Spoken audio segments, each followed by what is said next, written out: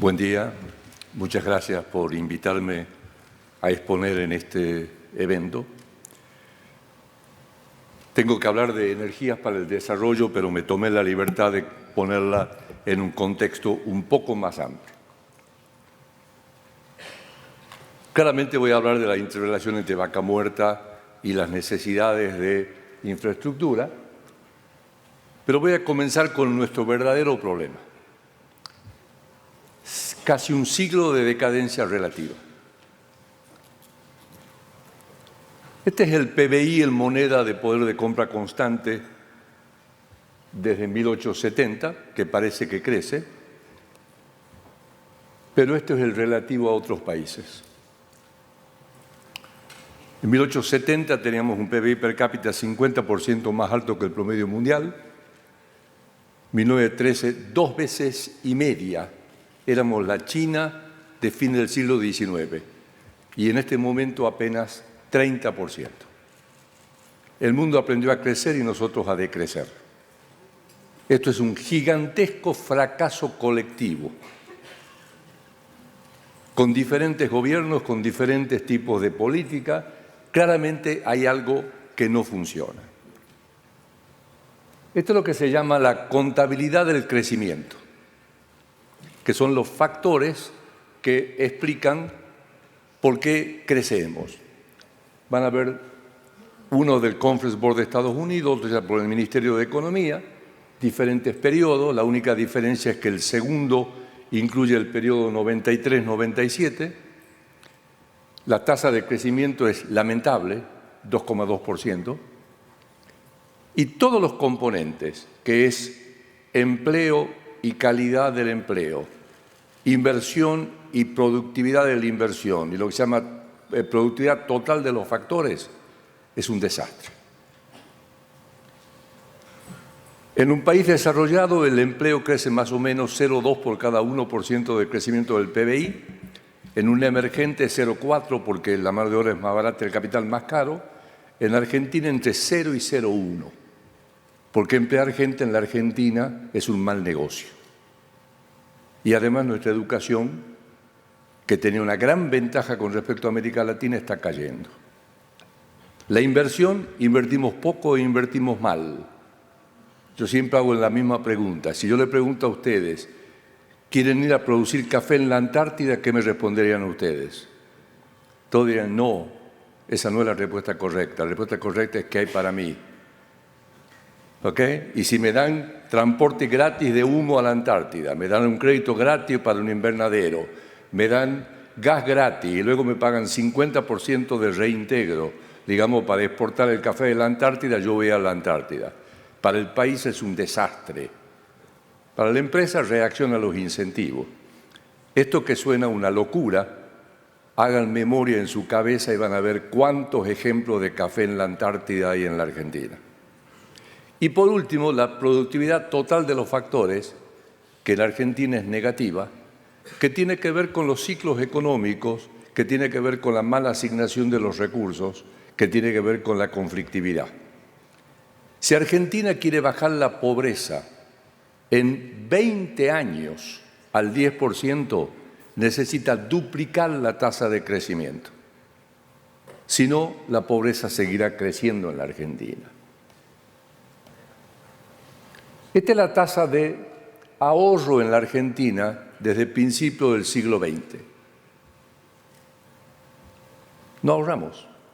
En Argentina favorecemos el consumo. Es más, todos los programas dicen hay que incentivar el consumo. Tenemos una de las tasas de consumo en relación al PBI más grande del mundo. ¿Y cómo vamos a financiar la inversión, digamos, que miren lo que le pasó a la inversión, si no hay ahorro? Si lo financiamos con plata de afuera, tenemos los déficits externos, tenemos la crisis como la actual, y todas las crisis argentinas son exactamente iguales. Gastamos de más, el acreedor dice de golpe este no me va a pagar, sale corriendo y ahí tenemos las crisis. Todas sin excepción, incluyendo esta. Tenemos que aprender a vivir con lo nuestro, pero no en el sentido de economía cerrada, a vivir con lo nuestro en el sentido con nuestro propio ahorro y nuestros propios recursos y nuestro propio esfuerzo. Esta es la tasa de inversión en moneda constante de los últimos años. Este es en moneda corriente y en moneda constante. Y acá está cómo está dividida. En construcción, en maquinaria y equipos en transporte. Ustedes están en el primer rubro. ¿Ok? Con esta inversión no podemos crecer. Y si además la inversión está mal asignada y con poca productividad, no hay manera que crezcamos. Entonces Argentina necesita, condición necesaria pero no suficiente, restaurar los equilibrios macroeconómicos. No puede haber déficit fiscal, no puede haber déficit externo, hay que erradicar la inflación. Tiene que haber instituciones que funcionen, justicia que funcione y normas claras y estables. Pero esto es condición necesaria. Luego hay que hacer las reformas estructurales, que aumenten la productividad de la mano de obra, que bajen el costo tributario, que bajen el costo financiero, que bajen el costo de las regulaciones, para realmente poder ser competitivo. Nuestra historia de la construcción. Ahí tienen la construcción desde el principio del siglo, donde invertíamos 21,5%, cuánto es en vivienda y cuánto es en otras cosas, básicamente en infraestructura. Esto es lo que estamos invirtiendo. ¿Es suficiente? Esto es un cálculo de cuánto necesitaríamos como porcentaje del PBI, primero para cubrir la depreciación.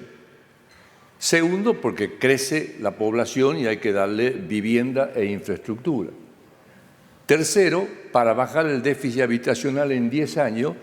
Y cuarto, porque el propio crecimiento económico me requiere infraestructura. Estamos en 15,6, estamos invirtiendo 9 puntos del producto. Ok, vamos al 15. ¿De dónde sacamos los 6 de financiamiento? De afuera no, porque vamos a tener una crisis. Tiene que ser de ahorro. Y el ahorro es la contrapartida del consumo. Entonces tiene que bajar el consumo, pero nosotros queremos subir el consumo. Entonces, mientras sigamos con ese tipo de ignorancia, vamos a seguir permanentemente en este tipo de problemas. Ahora, al tema para el cual me llamaron. Nuestra historia energética. Esta es la demanda total de energía primaria. Para los que no son expertos, es como viene de la naturaleza. ¿Ok?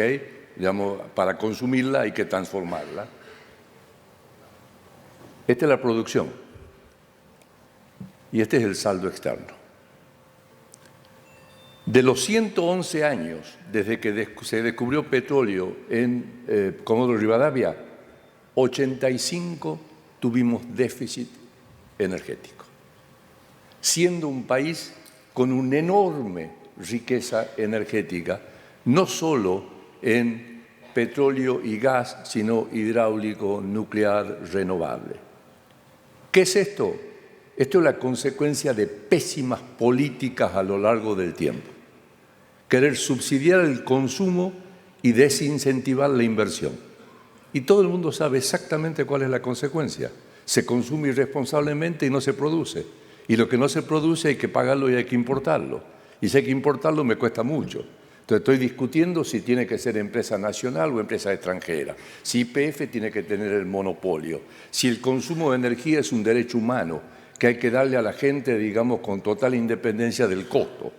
Digamos, realmente, digamos, ustedes notarán. Ahora, lo interesante es cuando sumamos todos los déficits y superávit, hemos tenido un superávit equivalente a 100 millones de toneladas de petróleo. Es decir, cuando pusimos los incentivos correctos, Argentina reacciona correctamente, pero políticamente no gusta.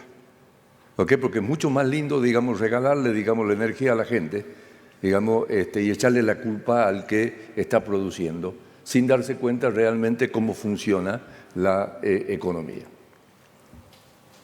Vaca muerta. Desde que la EIA publicó la evaluación de recursos técnicamente recuperables, lo cual no quiere decir económicamente recuperable, todo el mundo habla de vaca muerta. Cuando salió el primer número, yo hice los cálculos, multipliqué por el valor y dije, esto es algo que puede cambiar a Argentina para bien o para mal. Pero por suerte no era económicamente rentable. Ahora es económicamente rentable. Pequeñas aclaraciones. Ustedes son, la mayoría ingenieros, saben mucho más que yo, pero básicamente los hidrocarburos se forman en la cocina y están guardados en la roca madre llamada esquisto o shale. Por fallas naturales y por diferencia de presión hay un porcentaje que se calcula del 9%, se escapó y se fue a otros reservorios, digamos, un poco más permeables. Los que se escapó son los convencionales. Los no convencionales siguen en la roca y la única manera de sacarla es ir ahí y fracturar la roca. Y la roca es exactamente como un granito, durísima como el granito, digamos, y hay que fracturarla con agua a presión, con arena y algunos químicos a 9.000 PSI. ¿Okay? Ustedes, digamos, su cubierta le ponen 30, 32, bueno, 9.000. Eso es la técnica de la fractura. Entonces, ¿qué es vaca muerta? Es una oportunidad, pero es un desafío. No tiene nada que ver con explotación convencional. Es minería. Hay que poner permanentemente dinero. La tasa de declinación en un convencional, una vez que yo hice, baja 5% por año. En el no convencional baja 70% por año, en el primer año. Entonces, lo que hay que hacer es estar permanentemente perforando y poniendo plata. Por lo tanto, no es hereditario. Si hago las malas políticas, al día siguiente se acabó. Porque yo necesito poner permanentemente dinero y si no hay incentivo, digamos, dejo de producir. Y es una necesidad, porque si no la hago, como está declinando la producción de convencional, no voy a tener la energía para el desarrollo. Esto es un cálculo, no voy a entrar en detalle. Básicamente lo que dice es cuántas reservas probadas tenían estos 4 países en el 80, cuánto produjeron entre el 80 y el 2017, y luego hago una suma que horroriza a los expertos, que es sumo reservas probadas con recursos técnicamente recuperables. Los 4 países fueron elegidos, Noruega porque es el ejemplo de cómo hay que manejar una riqueza, Angola porque es el ejemplo de cómo no hay que manejarla, Estados Unidos porque es grande y Argentina porque se miran el número final a $60 el barril y a $4,50 el millón de BTU es 11 veces el PBI. Es muchísimo más que el valor de la pampa húmeda. Es una cosa gigantesca que bien manejada es una gran oportunidad y mal manejada es un desastre. Entonces, no es algo que estemos garantizados, está allá abajo, hay que sacarlo y además de sacarlo hay que manejarlo de manera eficiente. Si lo hago bien, va a crecer la producción de petróleo y de gas.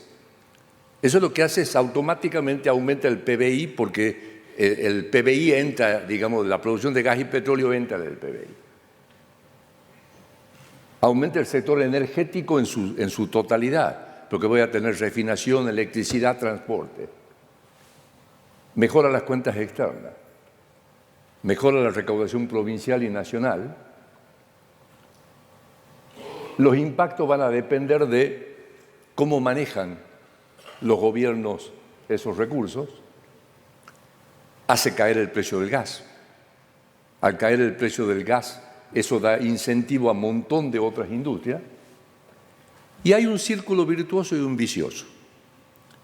Si yo invierto, mejora la producción, mejora el sector externo, mejoran las cuentas fiscales, baja el riesgo país. Al bajar el riesgo país, baja el incentivo a invertir. Con lo cual, bueno, esa es una fractura. ¿Okay?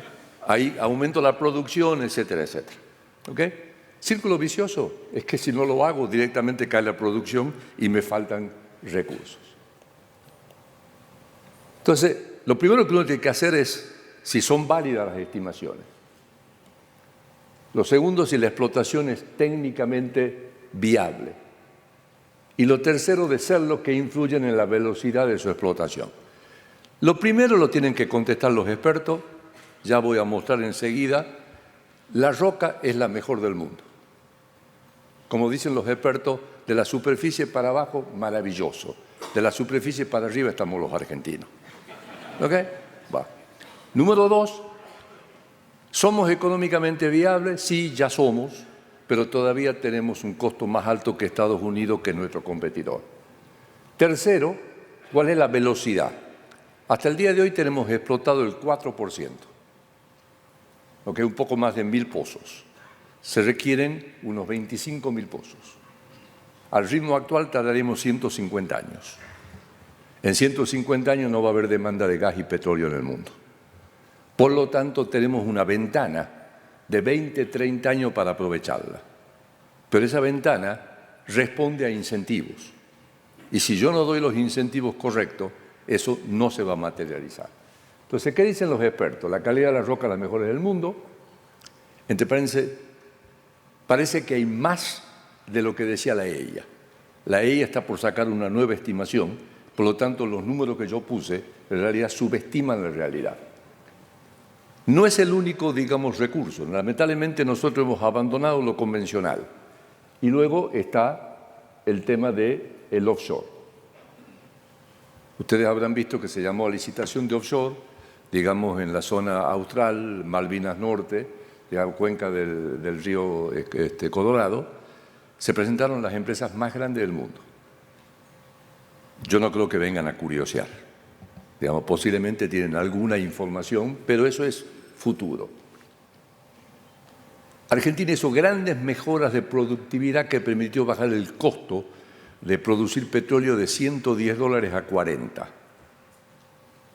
La mayor mejora es lo que se llama la eliminación del tiempo muerto.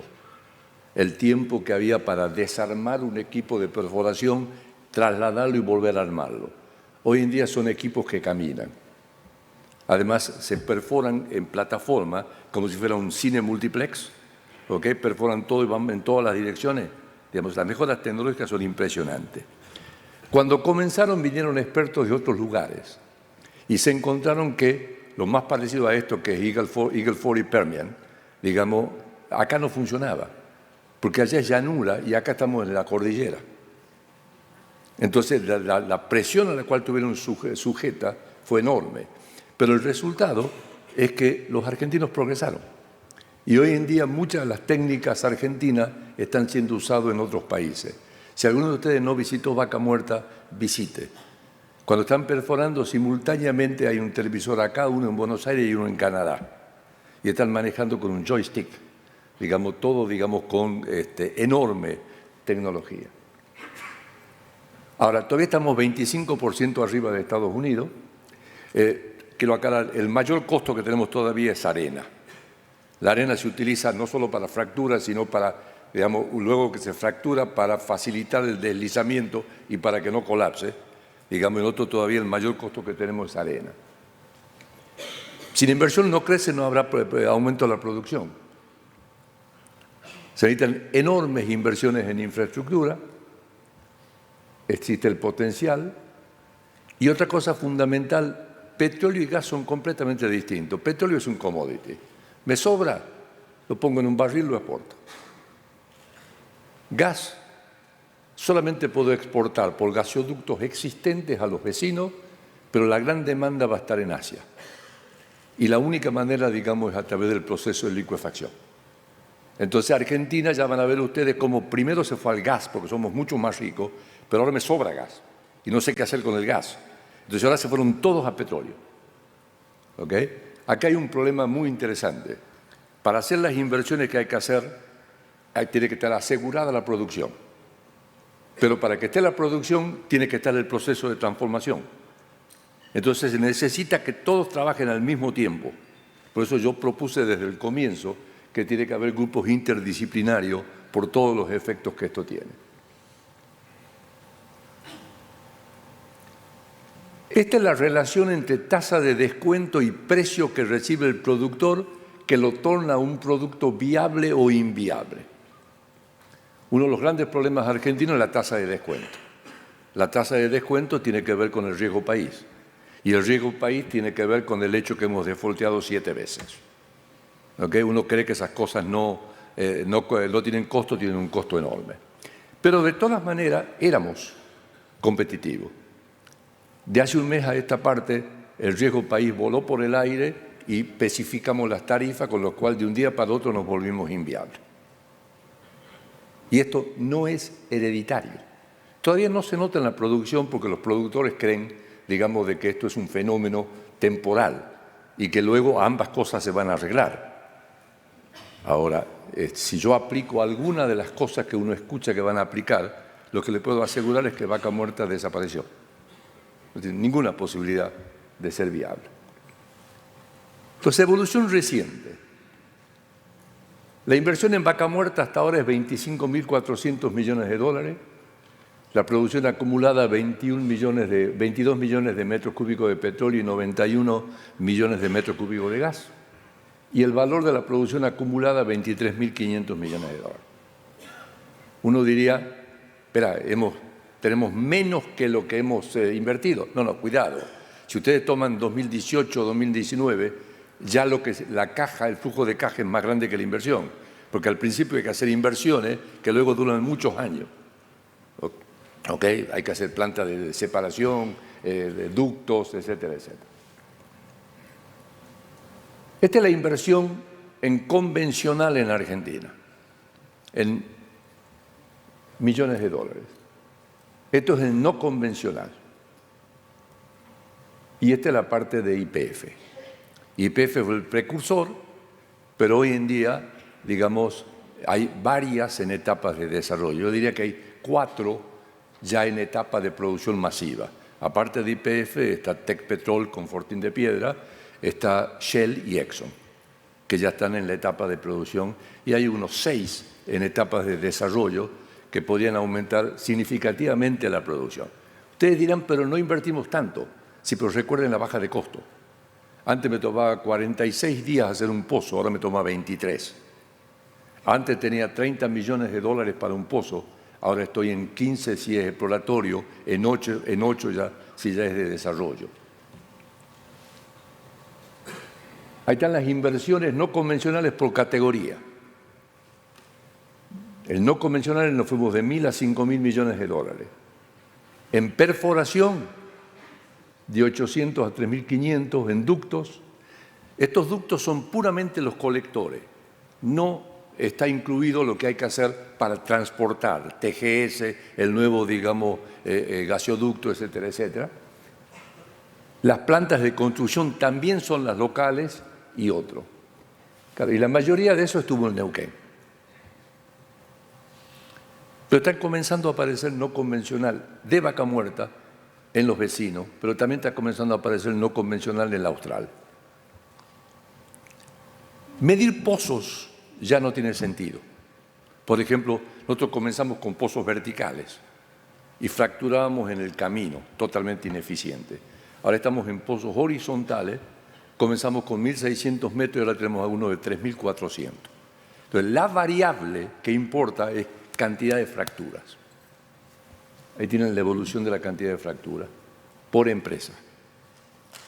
De 100, en un momento determinado, había 1 por semana.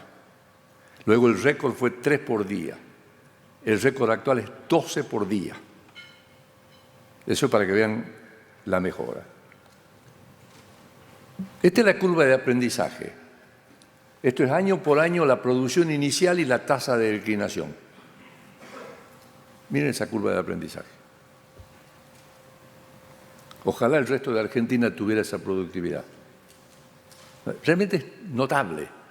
Es otra Argentina, digamos, lo que se hizo. Es vivir, digamos, en el primer mundo tecnológico. Acá tienen ustedes las inversiones solamente en perforación, en gas y en petróleo. Verán cómo comenzamos con petróleo, luego bajó petróleo y nos fuimos a gas, y cómo este año estamos yendo todo a petróleo. ¿Por qué estamos yendo a petróleo? Porque el petróleo que me sobra lo agarro y lo exporto, punto. El gas que me sobra no tengo qué hacer en verano, no tengo cómo exportarlo. ¿Ok? Me falta en invierno porque hay una enorme discrepancia en la demanda entre invierno y cosas. Esto es nuestro cálculo en el escenario negativo de la producción de petróleo y de gas. Esto es en el base y este es en el optimista. Y este es el que había hecho el ministerio, digamos, que tiene un solo problema. Yo no puedo crecer rápidamente al principio porque no tengo las facilidades, digamos, para transformar el gas. Y eso me va a tomar 4 a 5 años. Entonces está claro que yo tengo que comenzar ya con el proceso de las inversiones en infraestructura que necesito para el proceso de transformación, para dentro de 5 años ser un gran exportador de gas. ¿Ok? Pero yo para eso quiero saber cuáles son las condiciones. Quiero saber qué tipo de regla de juego va a haber en Argentina. Digamos, ustedes recuerden que por cada tonelada de capacidad de transformación de liquefacción, digamos, Australia gastó $2.000 por tonelada, exagerado. Hoy en día está alrededor de $800. Nosotros queremos hacer planta de 10 y 20 millones, digamos, de toneladas de capacidad de liquefacción. Multipliquen por 800 y se van a dar cuenta cuánto dinero necesito. ¿Tiene Argentina esa plata? No, no la tiene. Necesita socios estratégicos. ¿Cuáles son los impactos macroeconómicos? Hay impactos directos, aumenta la producción de gas y petróleo, aumenta electricidad, aumenta refinación y aumenta transporte. Hay impacto indirecto porque yo tengo que usar insumos, al mismo tiempo tomo mano de obra y la mano de obra tiene que comer, ser transportada, educación y salud. Y al mismo tiempo el que le vende más comida, ese también tiene otro efecto. Esos son lo que se llaman los multiplicadores. Y en insumo necesito arena, tubo, cemento, agua, etcétera, etcétera. Luego hay impactos secundarios. Si tengo gas abundante y barato, voy a desarrollar claramente la petroquímica y los fertilizantes, pero además todas las industrias que son intensivas en energía reciben una baja del precio que es equivalente a una devaluación interna. O sea, sin mover el tipo de cambio, tengo una gran baja del costo. Y hay un impacto por la eliminación de la restricción externa. Como economista le digo, no existe tal cosa como la restricción externa. Nosotros la generamos con malas políticas, ¿ok? Pero está claro que mientras más exportación tenga, más puedo desarrollar el resto de la economía sin problema externo. Entonces, ahí tiene qué pasó en los últimos años con la producción de petróleo y de gas. Esto es con electricidad, esto es refinación y esto es transporte. Esto está exagerada la caída porque está medida con los precios del 2004, donde el precio del gas era $1.30 por millón de BTU. ¿Okay? Entonces, cuando sube el gas, le pone poca, digamos, implicancia. Ahora, si yo llegara al 2030 en el escenario base, la economía crecería entre 0,3 y 0,4 más puramente por el impacto directo. ¿Okay? O sea, por mayor valor de la producción de petróleo y de gas, el crecimiento económico sería 0,3 a 0,4 más que el actual.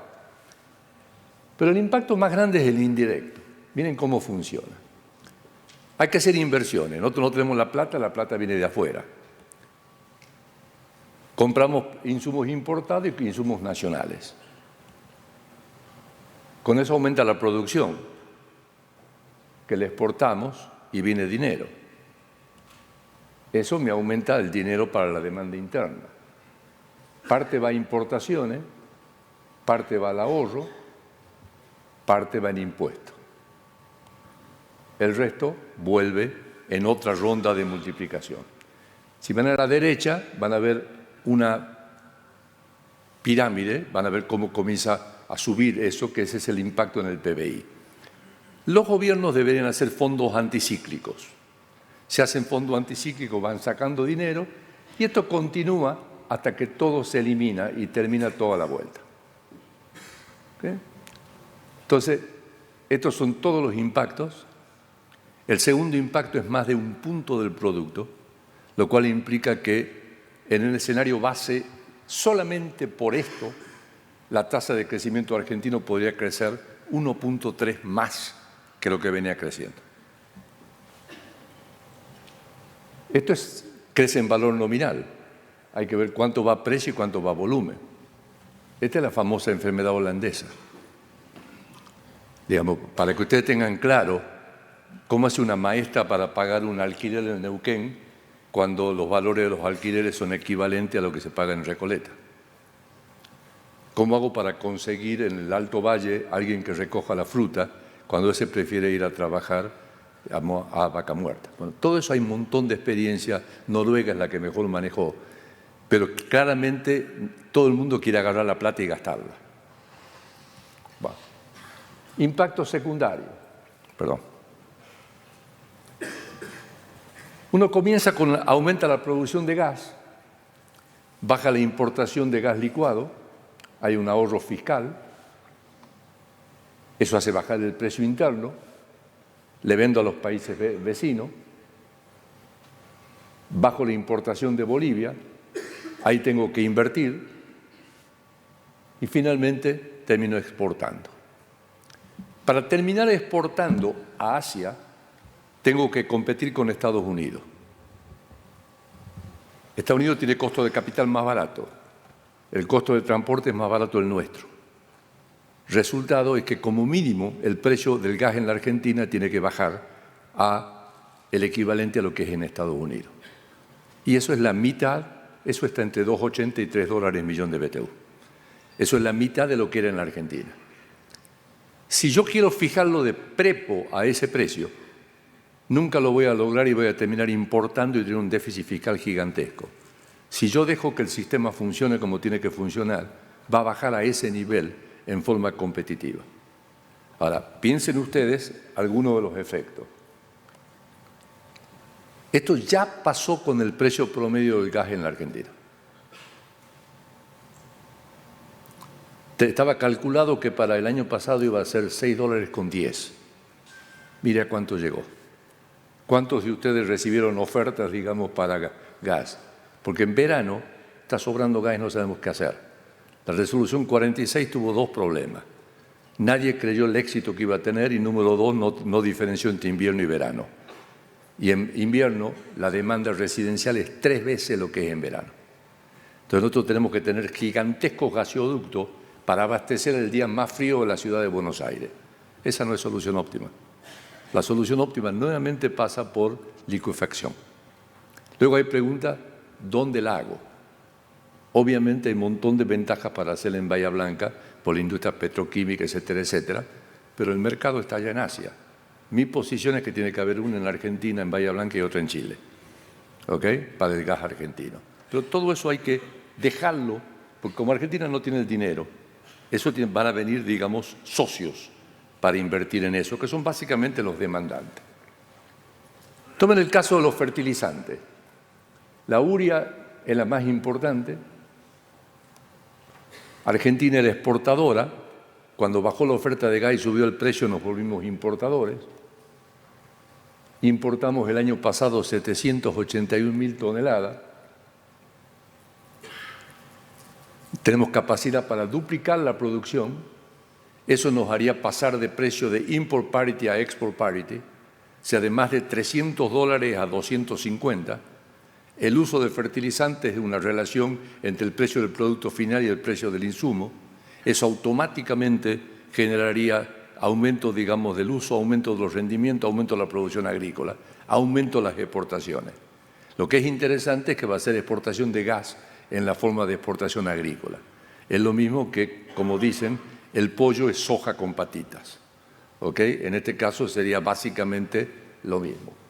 Entonces, ¿cuánto necesito invertir para la generación terciaria, petroquímica y fertilizante? Unos $10.000 millones. ¿Cuánto tiempo me toma? 2 a 3 años. ¿Cuánto necesito invertir para la parte de licuefacción? Depende de la velocidad con que lo quiera hacer, pero entre 6.000 a 12.000 millones de dólares. ¿Cuánto necesito invertir para producir? Solamente para mantener la producción constante necesito 4.000 millones de dólares por año. Si quiero crecer al ritmo que yo estoy diciendo, son cantidades crecientes, comenzando, digamos, de 5.000 millones, solamente el no convencional para arriba. Esa es la cantidad que Argentina tiene. ¿Cómo se paga? Bueno, miren la balanza de pago. Esto le pasaría a la balanza energética. en el escenario base. Obviamente, con la tasa vieja de crecimiento del producto, esto es como porcentaje del PBI, pero como el PBI crecería más, es esto. Pero al mismo tiempo, con mayor crecimiento, yo voy a importar más, porque voy a poder expandir el resto de las cosas, importar bienes de capital y hacer crecer más la economía. Y entonces terminaría con este resultado. Si logro esto y soy prudente en lo fiscal, puedo bajar la deuda externa 100.000 millones de dólares hasta el 2030. ¿Ok? Con lo cual ustedes tienen situación fiscal favorable, baja el riesgo país, tengo segundo impacto sobre el sector productivo, que es que no solo tiene gas más barato, sino que además tiene más barata, digamos, el costo del financiamiento. Yo le acabo de mostrar la oportunidad, pero hay peligros. La enfermedad holandesa, temas ambientales. Si yo me quiero volver populista y quiero regalar la energía, si yo distorsiono, digamos, todo el uso interno. La economía pasa de una economía basada en la pampa húmeda, donde está la población, donde la propiedad es atomizada y las decisiones son anuales, al desierto, con decisiones plurianuales y donde las decisiones están concentradas. Tiene que cambiar todo el sistema de coparticipación. Es un cambio fenomenal, potencial. Digamos, mal hecho, seremos Angola. Noruega no vamos a hacer nunca, pero al menos tenemos una nueva oportunidad y espero que no la volvamos a desaprovechar. Muchas gracias.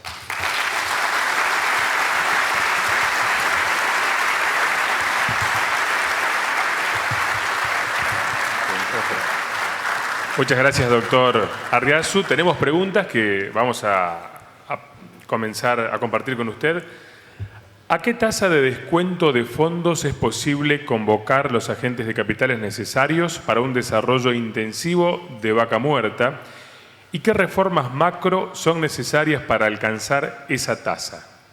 Vaca Muerta es potencialmente tan rica que aún con una tasa de descuento del orden de 600 puntos básicos, acá hoy estamos en 2.000, digamos, es rentable. Si la tasa de descuento bajara a 200, los países de América Latina, entonces la expansión de Vaca Muerta podría ser mucho más rápida. Las reformas que tiene que hacer la Argentina son, primero, restaurar el equilibrio macro.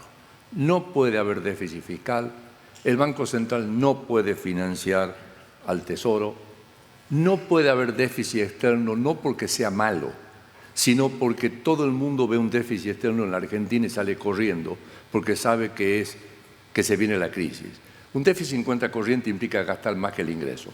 Si yo lo gastara en inversión, no tiene ningún problema. El problema es que Argentina lo gasta siempre en consumo.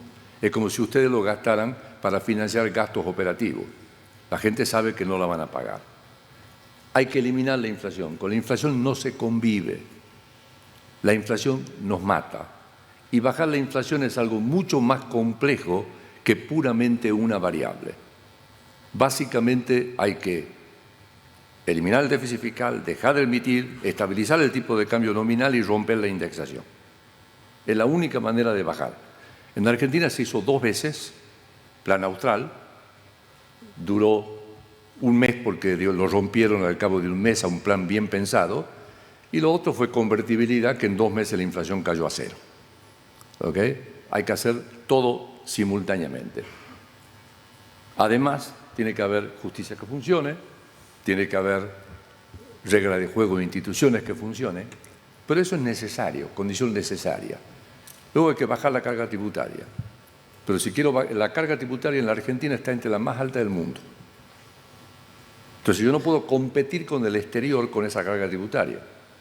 Pero si yo bajo la carga tributaria y no bajo el gasto público, tengo un déficit fiscal, con lo cual rompo el equilibrio macro, lo cual implica que tengo que bajar el gasto público. Yo tengo que bajar el costo financiero, para lo cual no tengo que tener déficit y no tengo que tener déficit fiscal. Tengo que realinear los precios relativos, eso implica apertura económica. Tengo que bajar la carga, digamos, de los costos de regulaciones, los costos laborales. a ustedes se dan cuenta que todo lo que acabo de decir es políticamente incorrecto. ¿Ok? El gran problema es cómo hacemos esto cuando la gente en Argentina piensa que hay que hacer exactamente lo opuesto. Y la única alternativa son estadistas. Nunca va a venir de abajo para arriba en el caso argentino. Tiene que venir de arriba para abajo por estadistas que entiendan lo que es equilibrio general y convenzan a la gente que en realidad hacer eso es lo que le conviene al país. Muy bien. ¿Cómo cree que un nuevo gobierno podría influir en el régimen de incentivos necesarios para el desarrollo de Vaca Muerta? Es una pregunta complicada. Hay dos versiones distintas.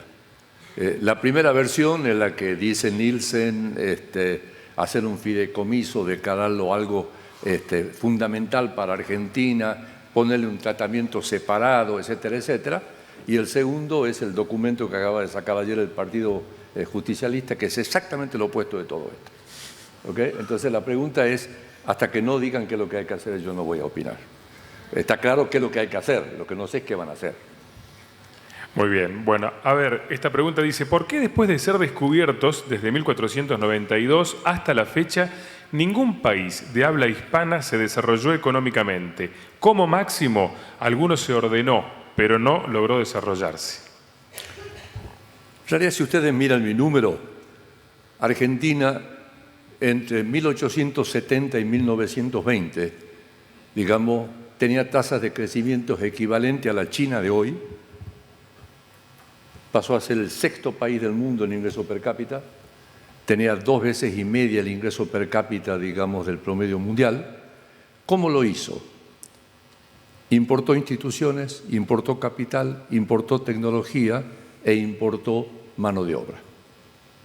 De 2 millones de habitantes pasamos a 8 millones de habitantes. Pasamos a ser la recepción de capitales de todo el mundo. ¿Y por qué? Porque se pusieron las reglas de juego adecuadas para que el esquema funcione. Cuando comenzamos a cambiar las reglas de juego y otros países las comenzaron a adoptar, automáticamente caímos. Un ejemplo clarísimo en el mundo es Singapur, que tenía en el año 61 $300 per cápita y hoy en día tiene $80.000 per cápita. De 70% de pobreza, hoy tiene 0% de pobre. El único país del mundo que uno puede decir que tiene 0% de pobre. Hay países que mejoraron mucho. Digamos, cuando yo digo que para bajar la pobreza al 10% en 20 años, eso es lo que hizo Chile. Ahora Chile está más estancado. En los últimos años el mayor crecimiento de América Latina estuvo en Perú. Es un caso interesante. Todos los gobiernos terminan con 9% de popularidad, se van, eligen uno con discurso populista, pero las políticas correctas las siguen aplicando. ¿Ok? Entonces una cosa es el discurso, la vieja frase de Lula. El poder se toma con la izquierda, el poder es como el violín, se toma con la izquierda y se toca con la derecha. ¿Ok? Digamos, básicamente son las cosas que hay que aprender a hacer. Bueno, nosotros queremos hacer saltos y darle estándar de vida a la gente sin que la torta crezca. Les voy a dar un dato. Desde el 98 para acá, el PBI total argentino creció 35%, el PBI per cápita creció 11%. Entre el 2002 y el 2013, el costo laboral unitario se sextuplicó.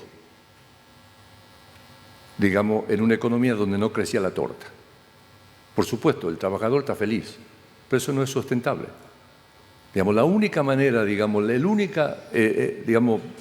todos los países que yo conozco que fueron exitosos fueron con esfuerzo, sacrificio y prudencia. No hay otra manera de crecer. La riqueza de recursos naturales puede ser una maldición si está mal usada. Sí, siempre lo mismo. Esfuerzo, sacrificio, prudencia. No hay otra fórmula. Muy bien, vamos a continuar con una pregunta más. ¿Qué se está haciendo en este momento a nivel de políticas públicas para el desarrollo de Vaca Muerta? Yo diría que lo más importante fue dejar que el sistema funcione. ¿Okay? Eliminaron muchas de las distorsiones. Digamos, hay pelea por la eliminación de la 46, hay pelea por la especificación, pero eliminaron muchas de las restricciones.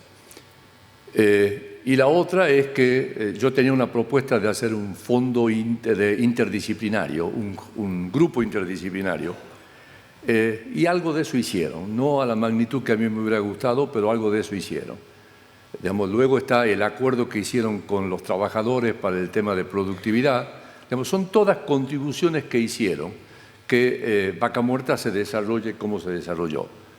Pero vuelvo a repetir, ustedes cambien las reglas de juego y Vaca Muerta desaparece de la noche a la mañana. No tenemos plata para invertir, no la tiene el gobierno, no la tiene YPF. ¿Ok? Son las reglas de juego las que importa para que se siga desarrollando Vaca Muerta. El potencial es enorme, pero la gente tiene miedo. Exxon tuvo un montón de tiempo sin pasar a la etapa masiva. Los locales que veían lo que estaba en la roca decían hay que hacerlo. Y los de allá decían, ¿Argentina? No. ¿Ok? Bueno, lo hicieron, convencieron. Vino el congelamiento de precios, Exxon paró todo. De la noche a la mañana, paró todo. Bueno. ¿Okay? Entonces, lo que tenemos que aprender de una vez por todas es que tenemos que basarnos donde tenemos ventajas comparativas y aprovecharlas. Y que eso dé beneficio para todos los habitantes del país. ¿Ok? Pero si uno cree que sacándole eso y dándole ese recurso y distorsionando vamos a mejorar a los habitantes del país, es imposible. ¿Vieron ustedes lo que le pasó al precio del gas? El precio del gas bajó sin que nadie haya intervenido, porque justamente aumentó la producción. Eso es lo que necesitamos. Bueno, yo creo que ya contesté demasiadas preguntas. Tenemos muchas preguntas. La verdad que le agradecemos a todos.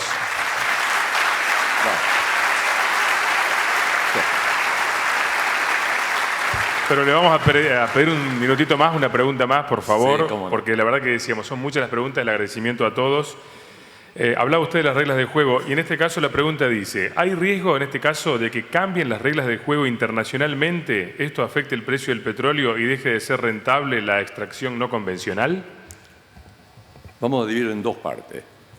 Hay una cantidad de gente que dice que en 5 años, con los avances tecnológicos, digamos, el mundo no va a demandar más energía de la forma de petróleo y de gas. Todos mis estudios dicen que eso va a pasar en 40 años. ¿Okay? O sea que tenemos un lapso de tiempo para aprovechar nuestra riqueza. La segunda parte es, el mundo está en este momento en una guerra comercial que corre el riesgo de transformarse en una guerra de moneda. Claramente, Trump no entiende de comercio internacional. Él quiere tener equilibrio con cada país y cree que el déficit de Estados Unidos es porque hay comercio injusto y el resto se aprovecha de ellos. Totalmente falso. Estados Unidos tiene un gran beneficio que en el mundo no hay una moneda internacional. Por lo tanto, el mundo necesita dólares para comerciar y entonces le entrega bienes a Estados Unidos a cambio de papelitos. Gran negocio de Estados Unidos. Pero Trump cree que es un problema de comercio injusto. Entonces comenzó a atacar a cada uno de los países con el cual tiene déficit. Cuando por definición el comercio es yo tengo déficit con alguno y superávit con otro. Entonces él comenzó básicamente con China, pero luego se metió con México, luego se metió con la Comunidad Económica Europea, luego se metió con Japón y ahora se metió con la India, que son exactamente los países con los cuales tiene déficit. Obviamente esto ya pasó en la crisis del 29 y el 30. Entonces, si eso pasa, lo que pasaría en el petróleo sería lo de menos. En el año, entre el 29 y el 32, el PBI de Chile cayó 52% y las exportaciones chilenas cayeron 80% por la caída de los precios internacionales. En realidad habría una pregunta que podrían hacerme. ¿Tiene alguna chance este gobierno que suban los precios internacionales como subieron del 2004 al 2011 beneficiándose? La respuesta es no. Si algo tenemos es posibilidad que los precios bajen. Petróleo es un tema aparte porque depende de la geopolítica, si hay pelea en el Golfo de Hormuz, qué pasa con Irán, qué pasa con Libia, qué pasa con Irak. Ahí puede haber cambios temporales. La tendencia de mediano plazo, el precio queda determinado por el precio de fracking, o sea, de la fractura, que es Estados Unidos. Va a estar entre 50 y $55. Muy bien, ahora sí, muchas gracias. El aplauso. Gracias.